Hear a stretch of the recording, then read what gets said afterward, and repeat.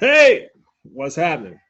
Today on Marriage Minutes, Minutes. we're going to discuss a very hot topic. So what does it mean? Hot topic. Leadership and submission. Well, let me just say this.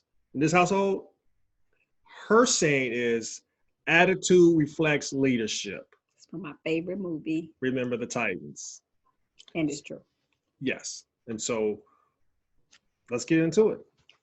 So does that mean I have to get into it? Yeah, go ahead. Leadership and submission.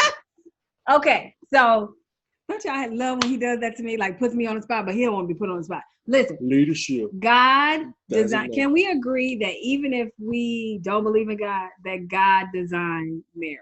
He designed it. It is His plan. I don't know any other covenant plan on earth that was put together for a man and a wife to come together to procreate, to provide pleasure for one another and protection.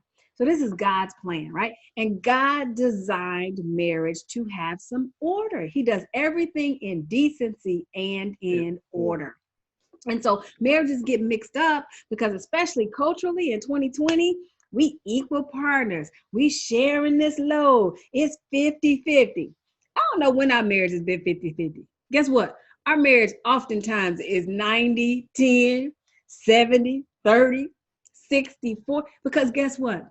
We are in ebbs and flows. And someone is always going to feel like they are giving more than the other person. But again, back to that order. God designed marriage to have an order for a purpose. It's God, then it's the husband, and then it's the wife. There is protection in that plan. But so many people get tripped up in that and they don't understand the dynamics of it. And so they feel like they're being oppressed. They feel like they're being pushed down. They feel like they're being in the 1950s or the 1920s instead of understanding it as God's plan. You want to talk about the leader? Because you are a fabulous leader. What does a leader have to do, husband? Yeah. You got big shoulders, and you got a big job, and I'm gonna yeah, sit here and yeah. submit to what you guys say. Leader, submit. No, even though what she just spoke about, God being here, Who's man. Oh, my wife. Yeah. Ugh.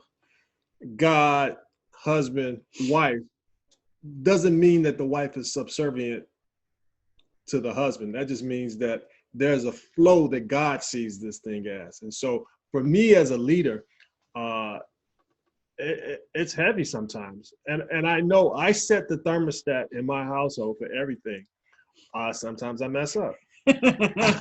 Sometimes I mess up a lot by my mouth. Yeah, like less than an hour ago. And so, but it's up to me to correct it, and see, I'm modeling right now for my 13-year-old of what a husband does. And so for our household, there are certain rules and guidelines that are in place that are different from house to house. And so for me, I just know that I'm the priest providing a protector. We hear that that's the Koran saying. But I know that when it comes to things that need to be done in this household, I know that my weight carries a lot, and that when I stand in place, people are going to respect my household because they view it and I attack it as if I am the guy that you need to talk to. And so, He is the guy. yeah, but we discuss. If I have some things and she has some things she wanted to discuss, she does tell me, hey, I think this, I think that, why don't we do this? Or I say, hey, Ron, what do you think about this in regards to how we maybe handle our finances and things of that nature? But as a leader, I'm always willing to take information in to make the best decision. And I don't always get it right, but I do know that the health of my family is dependent upon me. And even as we look at the world right now, we know what the world looks like when there is devoid of leadership, when there are not people who are willing to empathize for those who they're governing over. And so for me, I always have to be cognizant of where my wife's emotional mindset is, where her heart is, where she physically is, as well as my children, because I have to have empathy and be able to communicate that, and then be able to bring about the effective change for them to be the best that they can be, especially for my daughter, because I want to make sure that she is able to communicate and verbalize her emotions instead of just letting them sit inside and letting them build up and hurt her. Yeah, that's good. And that's good. And I'm excited, believe it or not, to be in partnership with a leader who takes responsibility. I'm a natural born leader. And so sometimes it gets tough and rough because I want to buck up and do what I think is right. But he is my leader. And when I go outside of that protection, guess what happens to me? I get wet, I get burnt, I get messed up because God has provided him as a source and a protection. That doesn't minimize my intelligence, my strength, my value. It just says, daughter, God says, daughter, I have provided a covering, a source for protection for you. I tell you how blessed it is when somebody rings the doorbell or calls and they start trying to sell me something about the outside or something. Yeah, talk to my husband. I gladly say that because I don't want to be responsible for all of that. I don't want to carry the load. My primary position is to help him, to help him. It's not to be out there pulling the rope, pulling the rope, pulling the rope. It's to be behind him, steadying the rope. We hear it a lot that the man is the head, but the woman is the neck. Well, I can't. Have you ever seen a neck on top of a head? It's out of order. And many times women, we get in trouble because the curse, back to that curse of Adam and Eve in the garden, we want to run stuff. And we end up getting in a lot of trouble because we want to run stuff. And I will say this too, there are certain situations and certain arenas within our marriage that I always don't want to accept responsibility. I don't always want to take the lead. But how can I grow and how can I become a better leader if I'm not willing to step into that role in terms of that particular situation and address it? And I know there's times when I've done that, and I've depended too much on my helpmate and not been able to stand and make a sound decision or be willing to attack a situation head on. And so sometimes, as much as I want to do that, I know that it's thwarting my growth because I'm being too dependent on her for her to take the lead.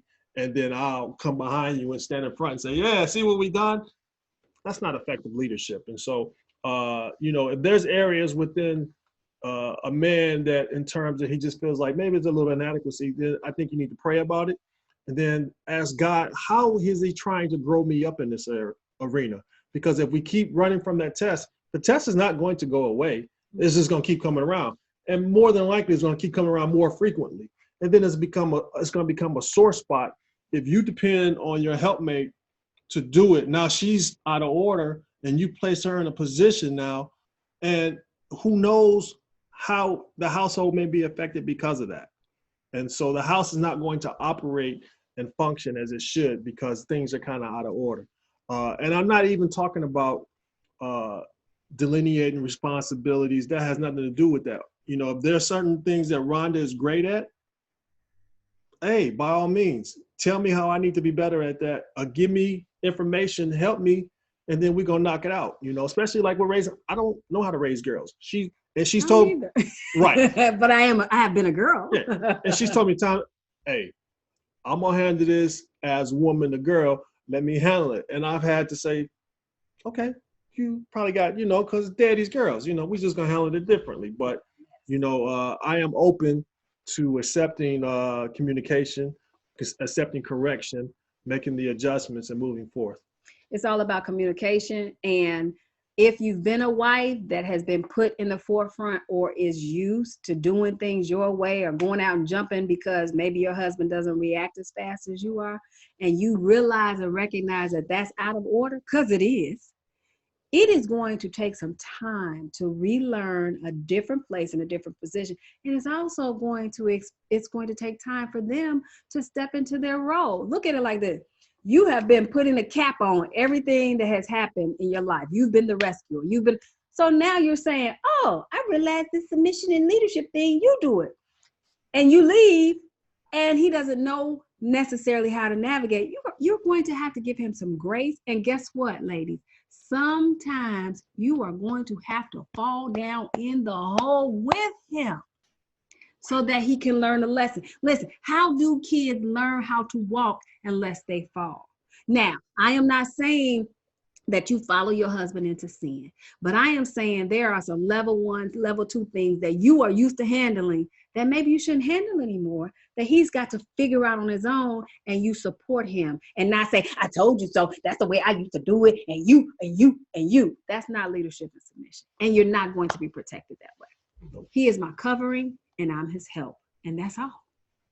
And if we could get it, my girlfriend says it's deep, but it's not that deep. If we could get down to that simpleness of he's the leader, I'm following him and I'm helping him. And helping him is not passive.